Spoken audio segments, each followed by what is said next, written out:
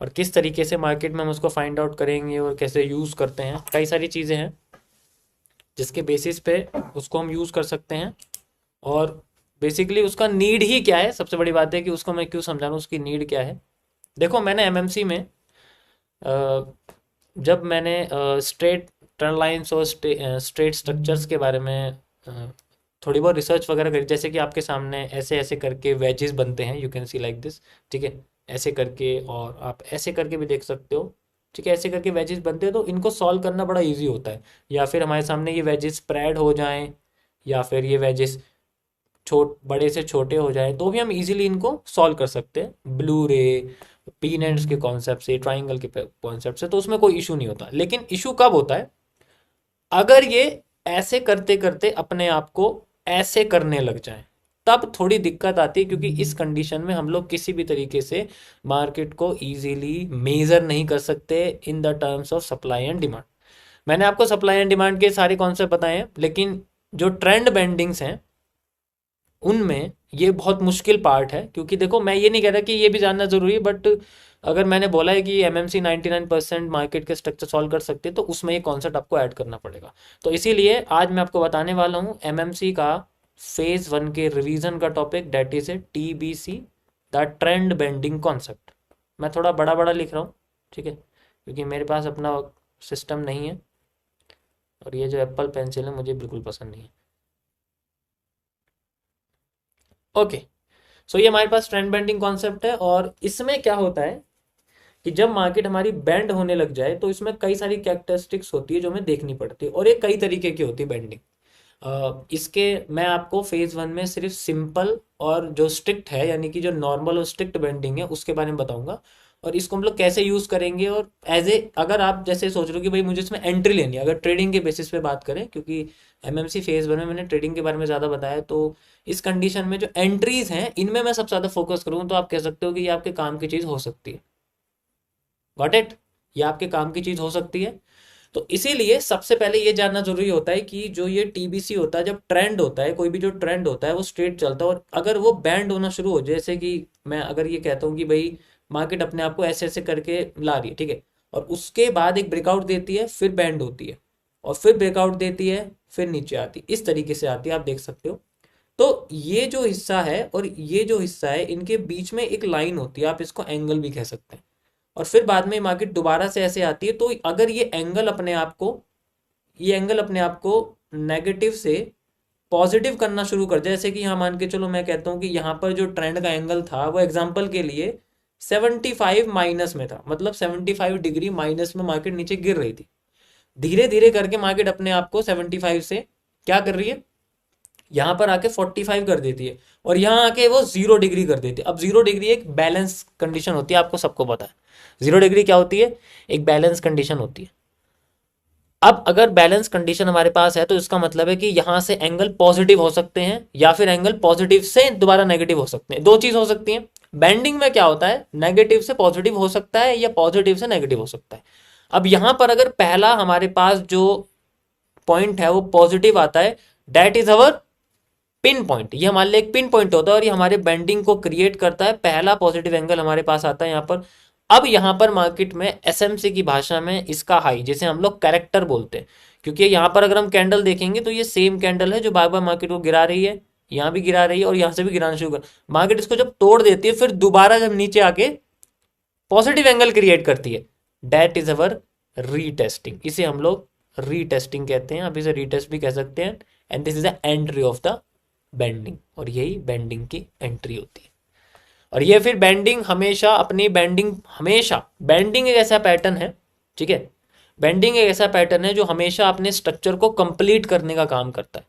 Beside then कि वो बना किस जगह पर है, अगर वो स्ट्रेट है तो बेंडिंग पूरा का पूरा मार्केट के स्ट्रेट पे आ जाएगी, अगर वो टेढ़ी है तो बेंडिंग पहले ऐसे ऐसे होगी, फिर टेढ़ी बनेगी, पूरी नहीं होने वाली, मतलब स्ट्रेट नहीं होने वाली, वो शायद ऐसे करके ट्रेंडिंग में हो डाउन साइड में। तो वो मैं आपको थोड़ा एडवांस में बताऊंगा, अभी आप सिंपल समझो कि हमें यूज किस तरीके से करना होता है। अब कौन सी बेंडिंग ढूंढनी है और कौन सी बेंडिंग नहीं ढूंढनी है, उसको थोड़ा समझना जो है मुश्किल होता है। देखो, अभी मैंने जो आपको समझाया वाला एग्जांपल, ये हमें तब यूज करना होता है जब मार्केट अपने आप को बुल साइड में लेके जा रही होती है, यानी कि जब बुलिश होती है। क्योंकि इस कंडीशन में मार्केट अपनी बेंडिंग को कंप्लीट भी कर सकती है और उससे भी ज़्यादा ऊपर जा सकती है। मतलब अगर मैं आपसे बोलूँ कि एक ट्रेंड बना हुआ है, ऐसे करके एक अप ट्रेंड बना हुआ है और फिर मार्केट ऐसे ऐसे आ रही है और यहाँ पर फिर एक बेंडिंग होती है, फिर एक बेंडिंग होती है, तो अभी अपने आप को ऐसे लेके ना जाए, इसके चांसेस हैं, लेकिन इसके चांसेस सबसे ज़्यादा है कि अपने आप को और क्योंकि वो अपने आप को और इसी चैनल में लेके जाने की पूरी पूरी कोशिश करेगी। निफ्टी के 2 आवर के टाइम फ्रेम पे, आप जो टाइम फ्रेम पे, सॉरी आप, मैं दिखा दूँ आपको, दिखाई देता हूँ मैं। अगर आप जाओगे ना यहाँ पर निफ्टी में, मैं जाता हूँ और यहाँ पर मैं आपको 2 घंटे के टाइम फ्रेम पे दिखाता हूँ, तो इसमें यही चीज़ है। मैं बस आपको एक स्ट्रक्चर दिखाना चाहूँगा, आप खुद समझ जाओगे मैं क्या कह रहा हूँ। Got it? यहाँ पर आप देखो, ये आप देख सकते हो, इसमें कई सारे नीचे की साइड जो है ना डब्लू बने हुए हैं, और ये डब्लू ही हमारे लिए बेंडिंग है। डब्लू भी हमारे लिए बेंडिंग ही होते हैं। आप डब्लू के दूसरे वाले बॉटम को ध्यान से देखो, क्या दिख रहा है? डब्लू का दूसरा वाला बॉटम पॉजिटिव दिख रहा है, नहीं दिख रहा? बिल्कुल दिख रहा है। अब डब्लू का जब दूसरा वाला बॉटम पॉजिटिव है तो इसका मतलब क्या है? इसका मतलब है that is the positive area. वो पहली इंडिकेशन होती है मार्केट में बेंडिंग्स को क्रिएट करने की और फिर दोबारा उसको उसी रास्ते पर दोबारा पहुंचाने की। Got it? समझ आया नेगेटिव से पॉजिटिव कैसे होती है और किस तरीके से मार्केट जाती है? अब ये वाली जो बेंडिंग मैं आपको समझा रहा हूँ, ये सिर्फ तभी यूज की जाती है जब मार्केट अपने आप को, आप देख सकते हो, पॉजिटिव डायरेक्शन में लेके जा रही है। ठीक है, इस तरीके से आप कह सकते हो पॉजिटिव डायरेक्शन में लेके जा रही है, ऐसे तब हम इसको यूज करते हैं। ठीक है, अगर ये नेगेटिव में जा रही है ना, तो नेगेटिव से पॉजिटिव बेंडिंग यूज नहीं करते। मतलब जैसे अब ये देखो, अब ये आ रही है ना, तो हम इसको, मार्केट बेयरिश है, ओके, मार्केट हमारे पास में बेयरिश है, तो हम लोग इसमें पॉजिटिव बेंडिंग नहीं दे सकते, क्योंकि अब देखो, खुद देखो, मैं आपको समझाता हूँ क्यों। क्योंकि इस कंडीशन में क्या होता है कि जब मार्केट जब नीचे आ रही होती है तो बेंडिंग कर रही होती है, तो वो अपने आप को ऊपर करेगी, इसके चांसेस बहुत कम होते हैं। लेकिन वो अपने आप को ऐसे ऐसे करके बैंड करके, आधी बेंडिंग करके दोबारा डाउन साइड में कंटिन्यू करेगी, इसके चांसेस सबसे ज्यादा रहते हैं। अब तुम खुद बताओ, क्या हमें इस कंडीशन में पॉजिटिव बेंडिंग को यूज करना पड़ेगा? बिल्कुल नहीं करेंगे, क्योंकि मूव ही नहीं मिलने वाला। जब मूवी हाथ में नहीं है तो उसको लेने का क्या फायदा? तो इसीलिए जब मार्केट डाउन साइड में आती है तो कभी भी डब्ल्यू पैटर्न को यूज नहीं करते। इसका मतलब ये है, हमेशा यूज करते एम का। तो हमें बेंडिंग देखनी पड़ती है टॉप साइड की, और टॉप में बनते हैं एम। मैं आपको बियरिश बियरिश ट्रेंड की बेंडिंग दिखाता हूँ। जैसे कि मार्केट ऐसे आ रही है, तो अब मार्केट जब ऐसे ऐसे हो जाएगी, मान लो, फिर ये ऐसे ऐसे होती है, तो इस कंडीशन में अपने आप को फिर वो बेंड करना शुरू करेगी, और अब वो ऐसे नहीं आएगी, अब वो अपने आप को डाउन लेके जाएगी, क्योंकि वो अपना ट्रेंड कंटिन्यू कर रही है। इस कंडीशन में हमारे लिए जो बेंडिंग है वो ये है, हम इस बेंडिंग को लेंगे, इसमें आप मल्टीपल एम देख सकते हो, और जब एक एम अपने कैरेक्टर को चेंज करेगा, जब उसकी रिटेस्टिंग होगी, that is our retesting area से हम लोग एंट्री भी कहते हैं। समझ आया? बहुत सिंपल है ये, अगर आप ध्यान से देखोगे ना, बहुत सिंपल एरिया है। देखो, ये मैं इसलिए समझा रहा हूँ क्योंकि इसके अंदर सप्लाई डिमांड हम लोग एक्यूरेटली यूज नहीं कर सकते। सप्लाई डिमांड एक्यूरेटली यूज कभी नहीं कर सकते। बेंडिंग एक ऐसा पैटर्न है जो बेसिकली मार्केट में सबसे ज्यादा बनता है और सबसे कंफ्यूजिंग होता है। ठीक है, सबसे ज्यादा बनता है और सबसे कंफ्यूजिंग होता है। अब जो सबसे कंफ्यूजिंग है, या तो उसे छोड़ दो, या फिर उससे डरने लग जाओ, या फिर उसे ऐसे सॉल्व कर दो कि उसके जैसे 10 आ जाए, हम यूज कर देंगे। तो ये मैंने आपको एक बेंडिंग का बस एक ओवरव्यू बताया है। ऐसे कई सारी बेंडिंग्स हैं, बहुत सारी बेंडिंग्स हैं। ठीक है, बहुत ही सारी सब लोग कह सकते हैं। अब बेंडिंग्स बेसिकली इस फेज में मैंने दो तरीके से समझाई हुई है। एक होती है आपकी नॉर्मल बेंडिंग। ठीक है, बेंडिंग्स में दो तरीके की आपकी बेंडिंग होती है, 2 टाइप्स की होती है, जिसमें सबसे पहले आपकी आती है नॉर्मल बेंडिंग, जैसे मैं एनबी बोलता हूँ, और दूसरी आती है स्ट्रिक्ट बेंडिंग। देखो, नॉर्मल बेंडिंग तो साफ होती है कि अगर मार्केट अपने आप को, मान लो, ब्रेकआउट वगैरह देती है, तो वो धीरे धीरे करके अपने आप को ऐसे बेंड करने लग जाती है, तो इसे हम लोग नॉर्मल बेंडिंग कहते हैं। इसे आइडेंटिफाई करने के लिए आप कप एंड हैंडल का पैटर्न यूज कर सकते हो, वो बेस्ट है। ठीक है, स्ट्रिक्ट बेंडिंग होती है कि अगर मार्केट अपने आप को ऐसे ऐसे कर रही है और एकदम नीचे गिर जाए ऐसे करके, और फिर बाद में इस हिस्से में अपने आप को बेंड करना शुरू करे, और फिर इसी हिस्से तक बेंडिंग कंप्लीट करके फिर स्ट्रिक्ट मूव देती है। इस कंडीशन में सप्लाई डिमांड हम लोग यूज कर सकते हैं, क्योंकि यहां से लेके यहां तक की जो सप्लाई है वो इंटरचेंज हो जाती है डिमांड पे, और मैंने इसे कई बार आपको करके दिखाया भी हुआ लाइव में, अगर आपने देखा हो। ये मैं रिवीजन करा रहा हूं, नया तो कुछ बता नहीं रहा। Got it? समझ आया? समझ आया सभी को?